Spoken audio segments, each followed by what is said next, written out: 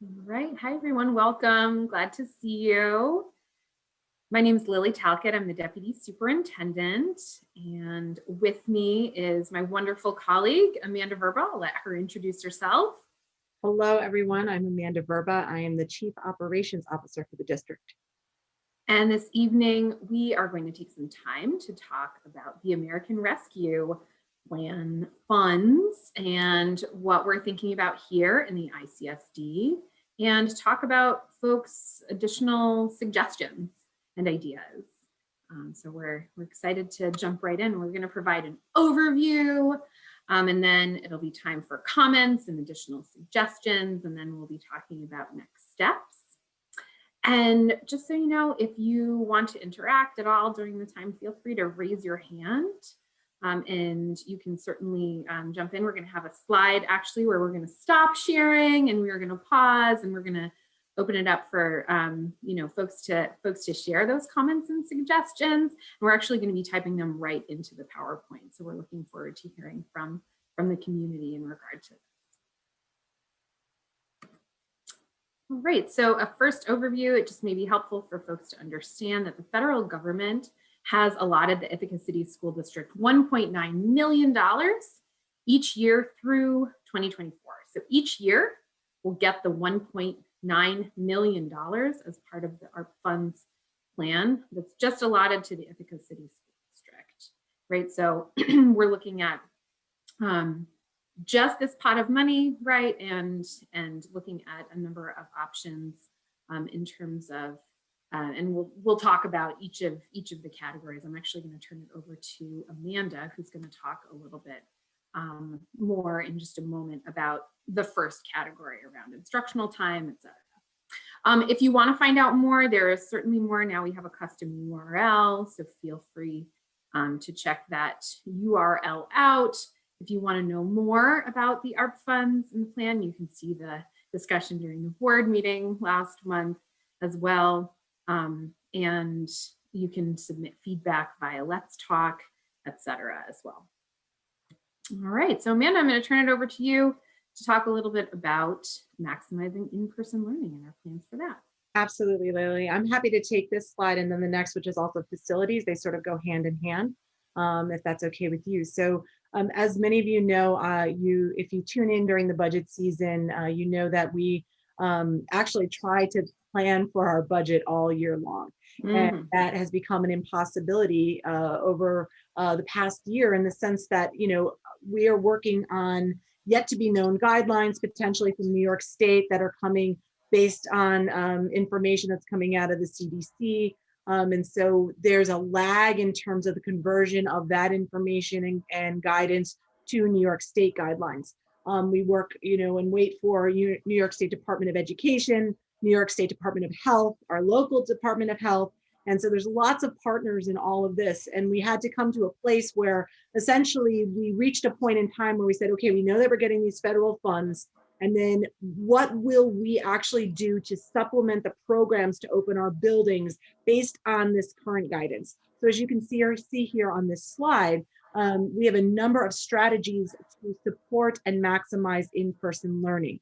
That is additional staff. It means that we will increase, when you see the word FTE, that is full-time equivalent. So that means that somebody might be working their course load per their contract and then take on an additional class at a secondary level.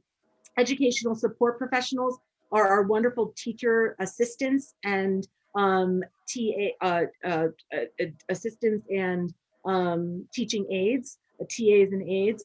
And so we will be adding additional educational support professionals to support our young people as they return to school.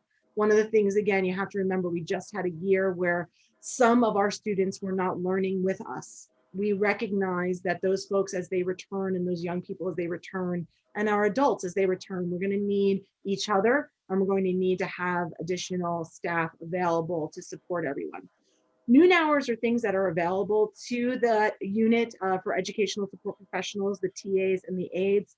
Noon hours are payment for time either during the day or bookending the day to support lunch and recess. And sometimes we use that monies as well if, for example, we have young people coming in early or staying late. So those are things that we could utilize to our advantage from these ARP funds.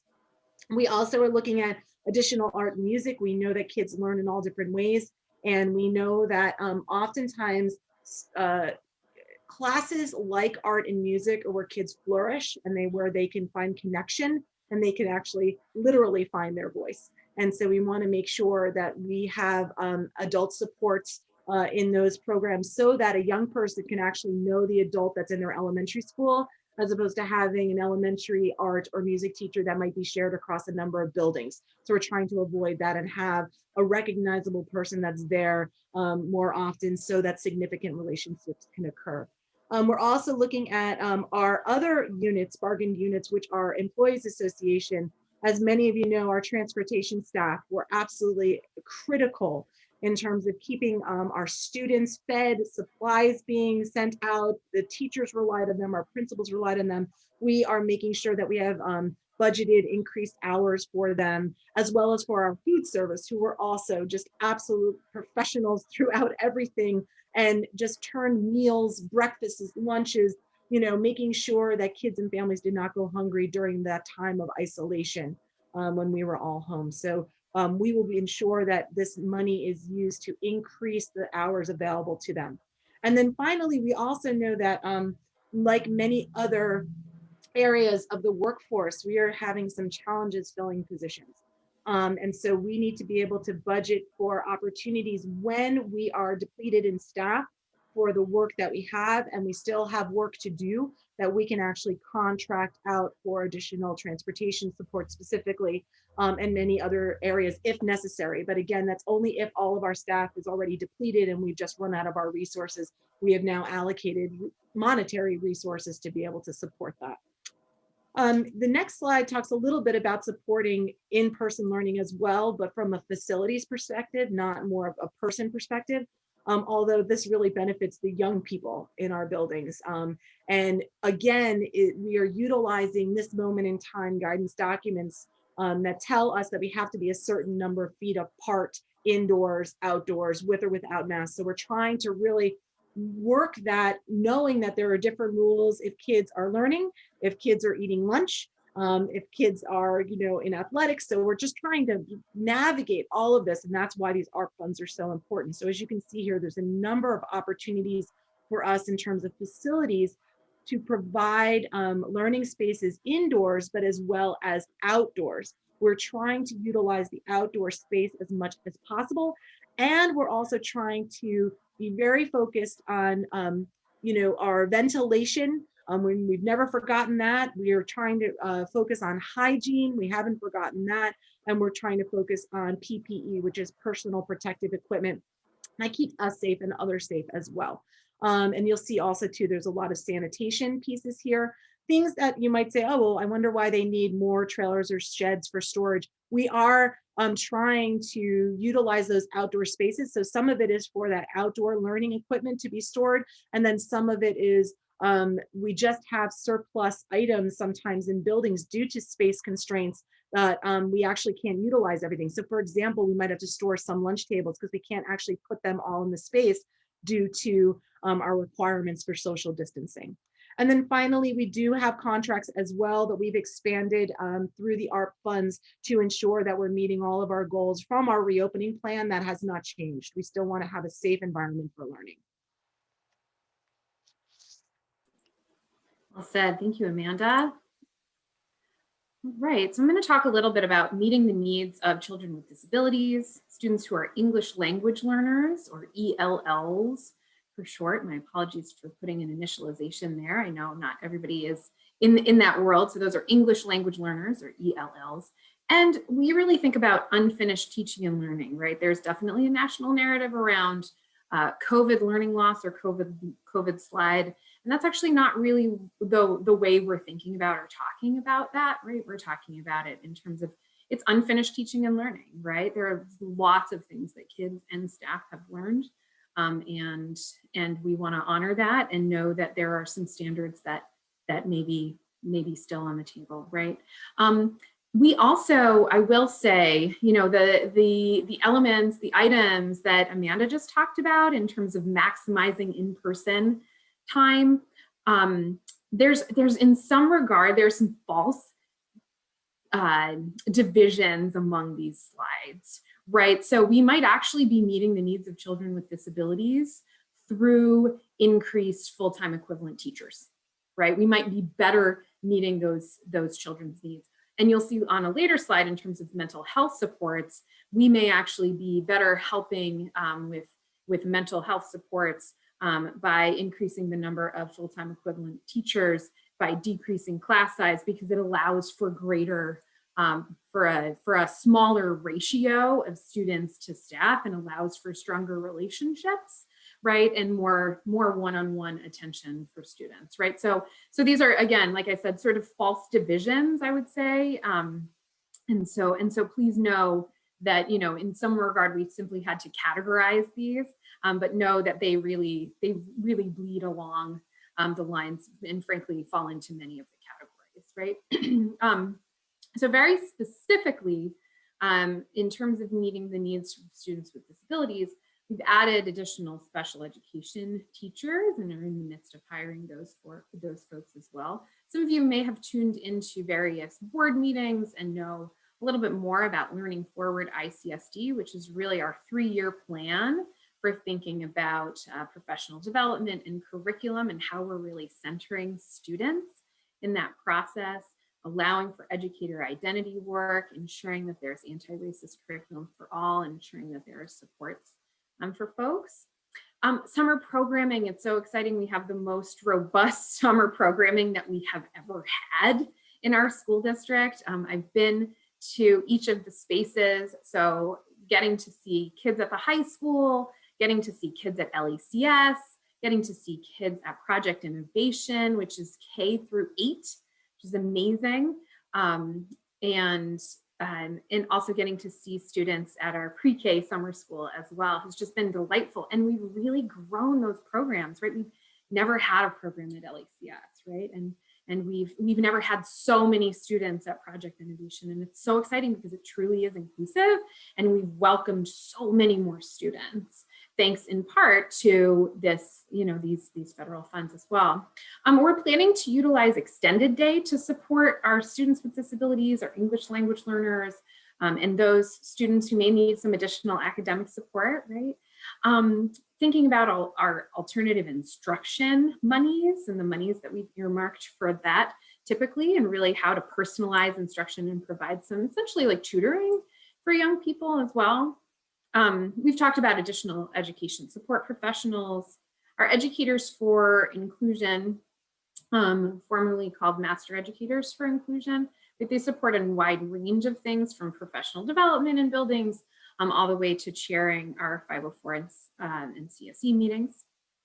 And then we've got a great deal of summer professional development and curriculum writing, especially around literacy, and particularly around the 5 pursuits that Dr. Goldi Muhammad talks about in terms of identity, skills, intellect, criticality, and joy. And so we've really been centering a great deal of that work, starting it in the summer and then carrying it through as we go forward.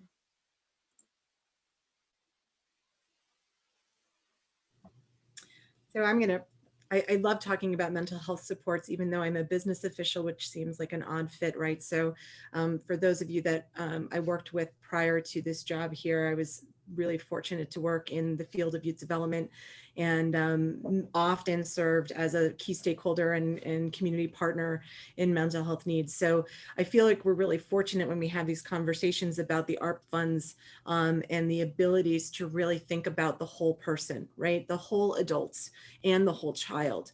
Because I don't want to skip in order, but if we don't have supports for our employees through our employee assistance program or our EAP program, or opportunities for them to be able to talk through some of the fears, successes, excitements, and sort of the journey that they've sort of been on that has been heavy for a lot of people.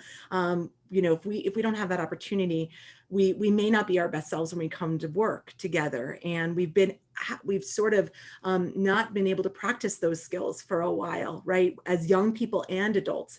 So if you see here on the slide, there's a lot of support. It's really about thinking about young people when they're coming back and having those extra adults that are trained and certified and licensed to be able to work with our young folks and be there again as those caring third-party adults. Having contracted services, and we listed one name of a service in Tompkins County, but there are many others that we can have dialogues with. This was the one at the time when we pulled the ARP funds together that we were working on. And then finally, we are going to continue to utilize the ruler training, which we've been doing for quite some time, which is essentially about identifying sort of what we're feeling at that moment, owning that, honoring that place, right? Finding strategies and skills to be able to either explain why we're there or be able to have supports to move to another place, or once we get to another place, be able to talk about that and then model that for young people as well. So there's a lot of opportunities here again with those ARP funds to supplement all the wonderful things that we already do for young people and our adults in our schools.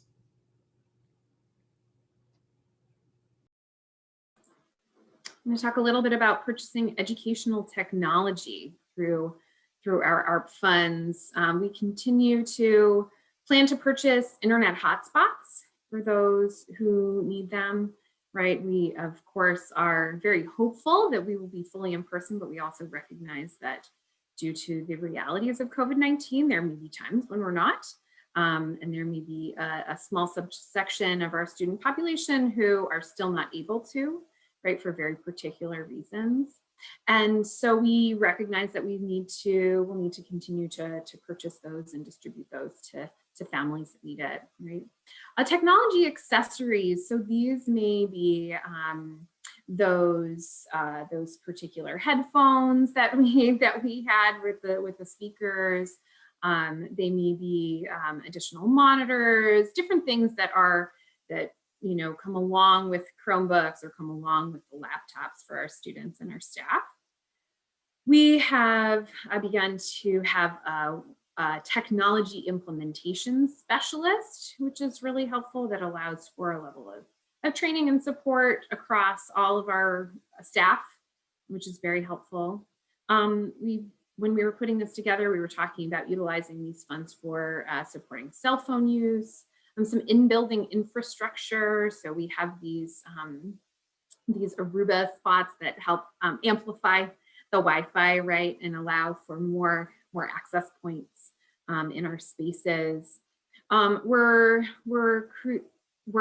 bringing back some of our technology integration specialists, teachers on special assignment, which is really helpful, knowing that we're continuing to roll out and continuing to utilize Canvas.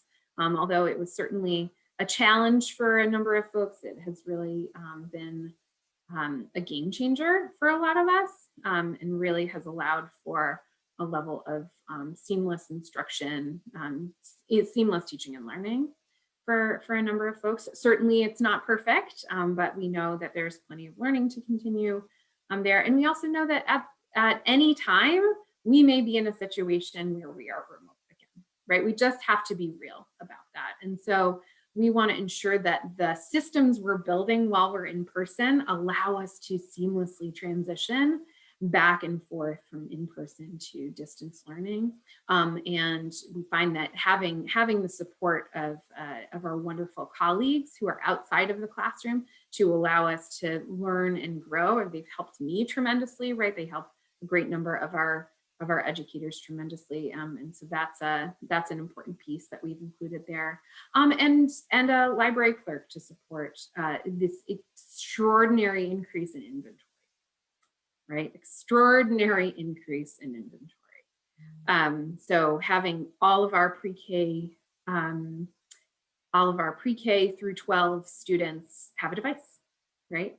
And all of our staff have devices. So our substitutes, our teachers, our education support professionals, our bus drivers, right? Everybody has a device. So knowing that there's a certain level of support that comes along with that in terms of inventory, et cetera, that we felt like that was important to include. So now we've reached a fun part of our session, which is really around comments and additional suggestions. So you've had an opportunity to hear from me and Amanda as we talk through our, essentially initial thinking, right? Our draft thinking. And if you tuned into the board meeting last month, you got to hear a little bit about it. Maybe if you were at finance the month before, you heard a little bit about it, right? We've been talking about this for a while, but now is an opportunity for you to share. And so actually what we would like to do is I'm going to share my screen in just a little bit, and Casey Bangs, who's wonderful, is going to, if you just raise your hand, if you use the raise hand feature, you can, she will unmute you and let you turn on your video and all that, and you can just share some additional comments and suggestions, and we are actually going to track those in our PowerPoint, and then we're going to be posting this PowerPoint to our website so that our wider community can also see. So additional ideas, additional suggestions, we are ready to go, and I am ready to type.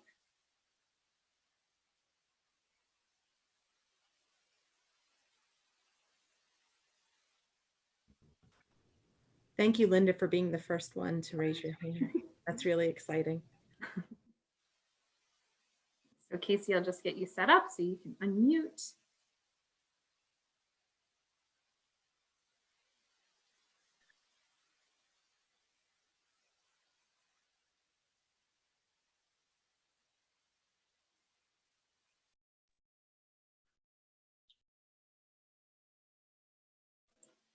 I think you're unmuted now, Linda. You can go. Okay. Should I start my video or no? You don't need to see me. No, you can. You should be able to. Yeah. Okay. Yeah. Hi. Good to see you. Hi. Hello. Hey. I'm going to talk really fast because there's a lot I want to try to cram into these few minutes. That's great.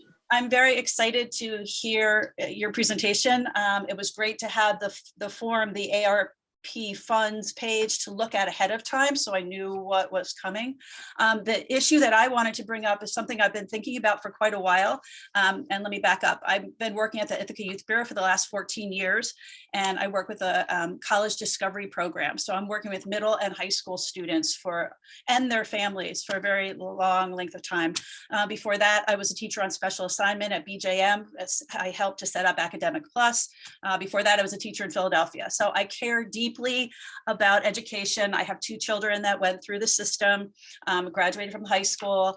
And I have seen in the last few years from the students that I've been working with here that the district does not have reliable, safe, consistent transportation for children after school and after school sponsored activities such as sports, theater, different clubs. And what I talked to Sean Eversley Bradwell about this a few months ago. I've talked to Merrill at the Village, and I really think, and now with this money that's available, that we could put our heads together and figure out a way to give kids who live out in Caroline or Enfield or Brooktondale or Danby some reliable transportation after school. And I know after talking with people in the transportation office that there is a 5 o'clock bus, but as you probably know, most sports teams aren't finished at 5 o'clock. They don't even get started till 4 o'clock. I'm sure play practices and other clubs and things. There are just students who, and because I'm working with families, many of whom their child is going to be the first in their family to go to college, and they might have some other stressors and challenges in their lives, they aren't able to do what I was fortunate to be able to do for my own kids, give them rides, give their friends rides. They are maybe working, they might not have a car. And I know that the district has tried to help this problem in the past to remedy the problem. I know that TCAT passes have been given out, but those stops out in the more rural areas are not very often. The bus doesn't run that often. Also, when I think about some of the kids in my program having to like get off a bus in the dark and snowy, cold weather, like it just doesn't seem practical. And these are kids that are wanting to be involved in the school. They're wanting to be connected. They have, you know, they want that sense of belonging, and they're learning skills and they're getting exercise. I know the school district has also tried, you know, to really encourage carpooling, but I really feel like, and having been part of trying to coordinate that for some kids this year, God, it's like a puzzle trying to figure it out. And that's really relying on the goodwill of people and their liability issues. And I just don't think relying on carpooling is the way to go for kids. The red rides, that's for caregivers, not for students. And then Lime bikes, they don't even exist anymore here in Ithaca.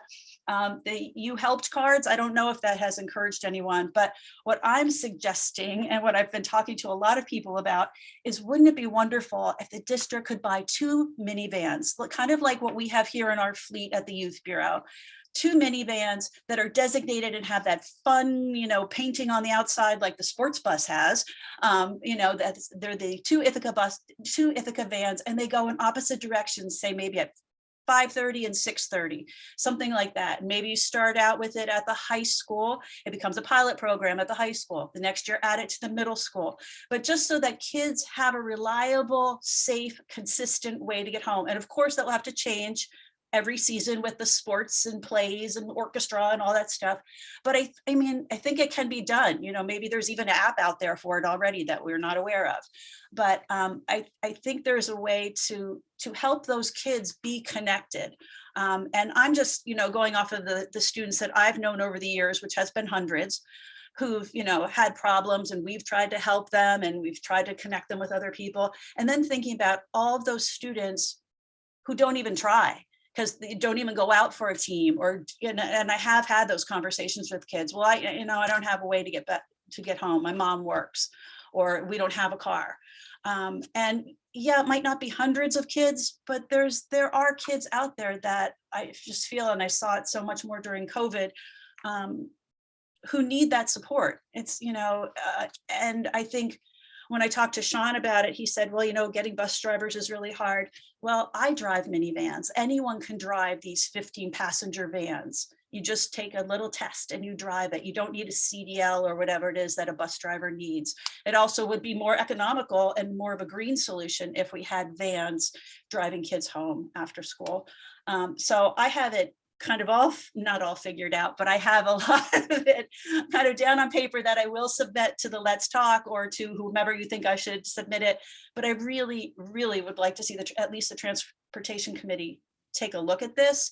I'm not one to complain and then do nothing. I would be on a committee if that was needed to get it going. I don't think it's rocket science. I think it is confusing to think about, okay, how could this work? And one of my coworkers just said that to me. Well, what if then other kids who don't really need rides want to get on the vans? I'm like, we'll figure that out later. And I really don't think that that's going to be a big problem, especially once kids get into high school. They're not going to want to hop on the van if their friend can give them a ride. This is for kids who are stuck and really cannot participate in things related to school if they don't have transportation. Phew. You did great. Thank you, Linda. Sure. Thank you so much. I just had one more thing. I really do feel like this is an equity issue, because many of our students don't have someone who had the luxury of coming and talking to a meeting or a board meeting, or have the time or even know how to go on to Let's Talk and put something out there. So I really do feel like I'm speaking for, you know, a lot of different families, and if necessary, I can get names and signatures and all that good stuff. But anyway, I know you have other things to consider, but I really do think this could be a really good thing. Thank you. Thank you so much. And yes, we would love to, if you have a write-up, we would love it. Okay, great. Now I'll listen to what other people have to say. Yes. Anybody else want to share other comments, additional suggestions?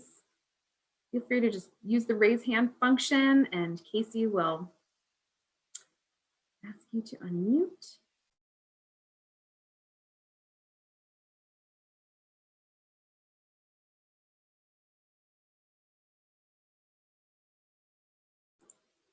gotten real good at wait time. Joaquin, great to see you.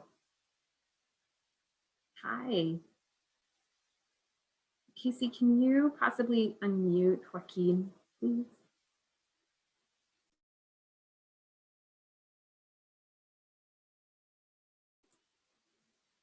And Joaquin, you just make a little box that says the host is asking you to unmute. There you go. Hi. Hi, thank you. My name is Joaquin Lira, and I work at the Ithaca High School Library. And I've been with the district for many years. And I looked through the list. This is a great list of plans for next school year and the needs that we're going to need here at the district. And I'm very glad to see that additional teacher aides and teacher assistants are on the list, because I think that's very strongly needed. And I've always, I'm the building rep for our education support professionals here at the high school. And I've always advocated for extra teacher aides and teacher assistants, because many of our TAs work one-on-one, and sometimes students, come in and they're having a very bad day. They're struggling, and the teacher aide or teacher assistant is trying their very best to, give them support and work with them. And sometimes, by the middle of the day, that is exhausting. And I've always thought it's important to give that staff person a break. And at the same time, you're giving the student a kind of a break. Bring in somebody fresh that can take over for an hour or two, and that teacher aide, teacher assistant can kind of, rewind a little bit and then come back and work with the student again. So I would, for me, having extra teacher aides and teacher assistants is very important, and leads to less burnout for our staff. The other thing that I've been listening to what's happening in California with the school lunches, and I think it would be great, if the budget would allow it, to have free lunches for all students, because it would, as everybody knows, that would take away that stigma of being in line and getting the free lunch, and it's proven that a student that is in class and is not hungry is much more, aware of what's going on, able to give more input and participate in the class, instead of just thinking about being hungry and not being able to concentrate.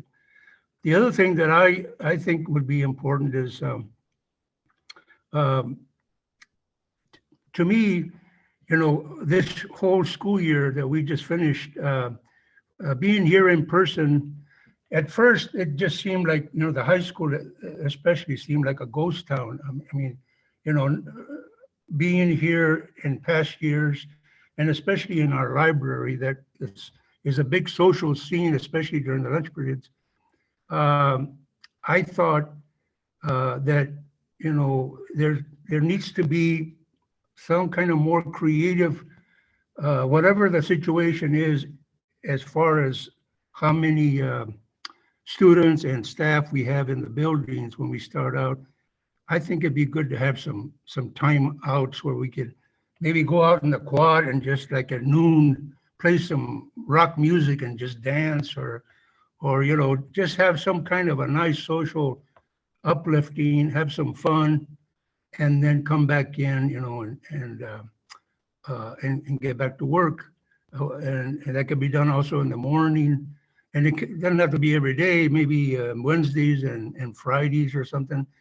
And maybe even invite some local musicians. There's a lot of people in Ithaca that are very musical and just may not even charge much or anything at all. They just want to, perform and get a little bit more experience. And anyway, that's been going through my mind. And also, I for one think that September and October are going to be crucial because we're all going to be coming back, hopefully, you know, if the way things look. And I think as some of you had already said, you know, some of us are going to come back still a little beat up from just everything that happened to us, you know, personally, with our families, with being kind of shut in for the most part, with the stress of trying to figure out, you know, the whole virtual mechanisms, all the different programs, and then worrying about, you know, trying to make sure students, you know, were able to pick up most of it and really, you know, get what they needed out of their classes, and worrying about, you know, how to work the whole situation of, you know, making sure the student feels like they're being challenged, that they're really, you know, being held accountable for studying and working hard on their studies, so that, you know, they really put some work into it, but at the same time not being able to be observant. And that student is starting to kind of have a negative effect because maybe they're just too stressed out because they can't get something or they can't figure something out. They're getting behind, and finding ways to help that student.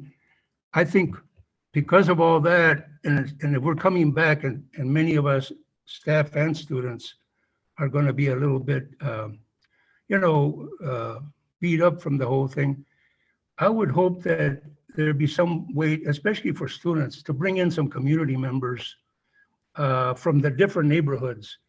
I remember many years ago, we used to have some horrible fights here in the hallways, in the cafeteria.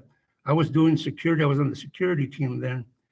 And one of the things we did, you know, we took the students, you know, in groups of 10 to the Cayuga Nature Center and had them go through the ropes course so they could help each other out, you know, and be able to see that if you help each other out, no matter what neighborhood you come from, it's important to work together and build relationships. And the other thing we did, we started bringing in grandmas and grandpas, uncles and aunts from the different neighborhoods, and they just sit around the cafeteria. They'd be in the hallways, they'd be in little rooms that would look out into the halls, and they'd come out when the classes would break, and they'd just kind of be there to, you know, calm things down a little bit.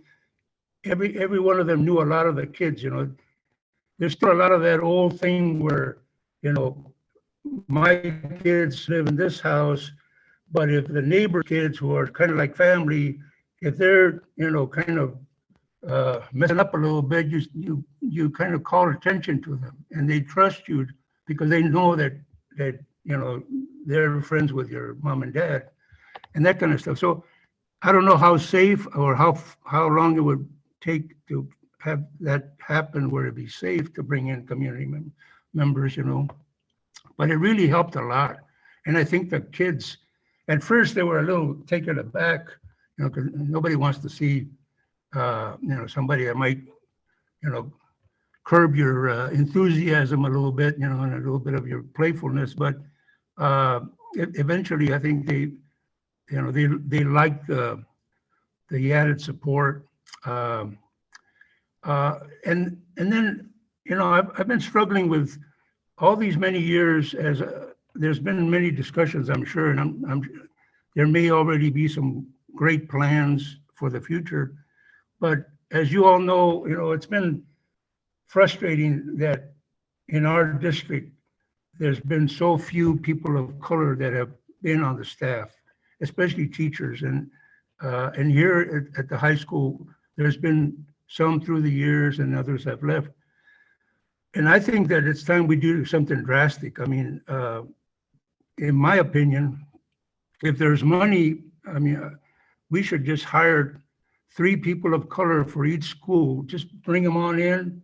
Not get rid of anybody that's already on staff, and they're not going to take the place of anybody else, but be an additional resource and, you know, tackle all the subjects and have them be part of the whole program in every subject, you know, English, science, math.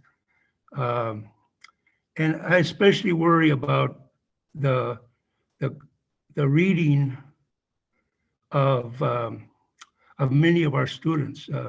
I know teachers have told me, you know, teachers that teach social studies, that teach English, even math and science, that it is so amazing to sit and work with a student and find out how poorly they read.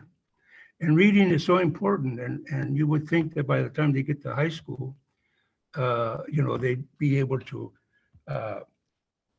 you know, use reading to enhance their own education. And being here in the library, you know, we see a lot of students come in. The English, 9th grade English teachers bring them in right at the beginning of the year. They get orientated by our librarians and they pick books, and then the teachers also study a book in class. But there's still a lot of students that are very reluctant. So that brings me to my last point, that I think that there should be, besides, we have a great reading and writing lab here. It does a lot of great work, but I think we should keep that going and then find some enhanced reading program. I think we used to have one several years ago. I'm not sure what happened to it, but the other thing would be to find a way to fund some teacher liaisons to families that would actually go out and visit families, you know, maybe 2 or 3 that just dedicate themselves to getting to know families. Hopefully, you know, the families would welcome them eventually to their homes so that they could work with the families to see what's going on, you know, with their student, if they're having trouble helping the student with the homework, or if the student is just not very happy about how schoolwork is going and what needs to be done.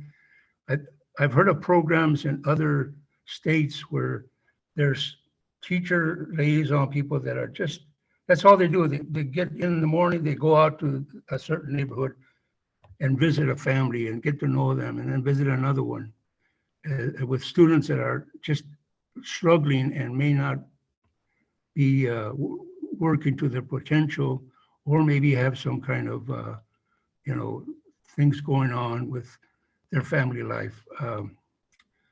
And I don't know how, you know, that would be something that would need to be fine-tuned, whether that's too intrusive in the family, or maybe there's ways to, but I think there needs to be a better connection with families, because I think we lost a lot of kids this past year.